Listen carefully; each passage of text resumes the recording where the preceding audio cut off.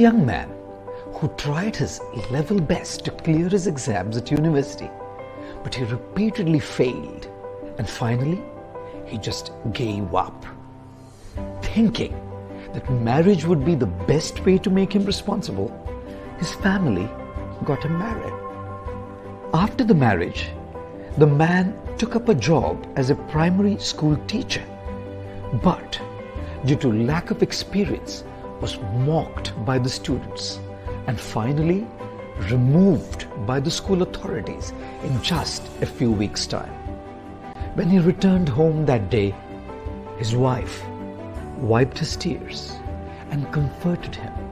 She said to him, "You can teach young kids only if you've taken formal training, or at least have some experience of teaching kids. And for you, you didn't study teaching at university, nor have you dealt with kids earlier. So how would you know how to teach kids?" Don't be too sad about it. When God says yes to your prayer, He gives you what you want.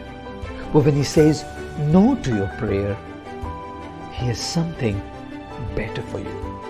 Probably there is a better, more suitable job waiting for you out there. Gathering some hope, the man kept trying to find opportunities, and when he did finally find one, he was once again chucked out of the job due to his slowness.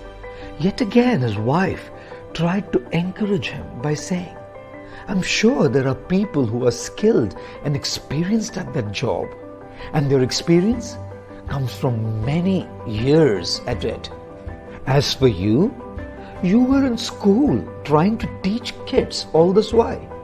So how could you acquire the needed skills?" Don't worry. When God says no to your prayer, He gives you something better.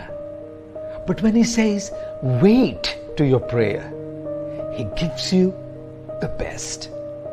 The man kept trying his luck with several jobs, which never lasted more than a couple of weeks, at best months. Each time he would return back home dejected and depressed, and his loving wife would comfort him. Never once was she disappointed or resentful. By the time the man was in his 30s, he'd found his calling and had acquired a flair in languages. He ended up being a counselor in a school for those kids who were challenged in hearing and speaking. And a little later, he opened his own school for specially abled kids. In a couple of years, he set up a chain of stores in different cities and provinces selling apparatus and equipment for the specially abled, and went on to become a multi-millionaire.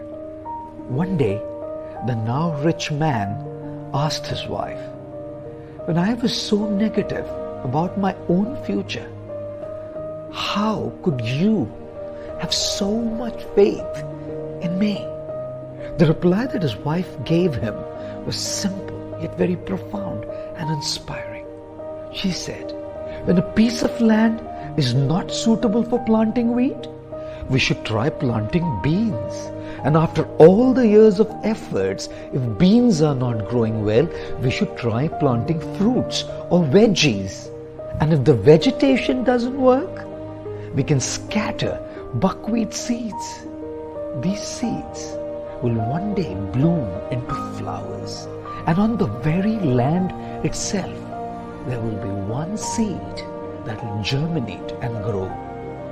After having listened to the wife's explanation, the man wept. Her faith in him, her love, her patience, her persistence was actually responsible for the successful empire that they now owned. Ladies and gentlemen, no one in this world is useless. The land may be very fertile, but you may not have figured out your seed yet. It takes a while to figure out what's your seed, what works for you. But once you discover your seed, your passion, your calling, excellence and abundant growth will simply be a consequence. Until then, you need to believe in yourself.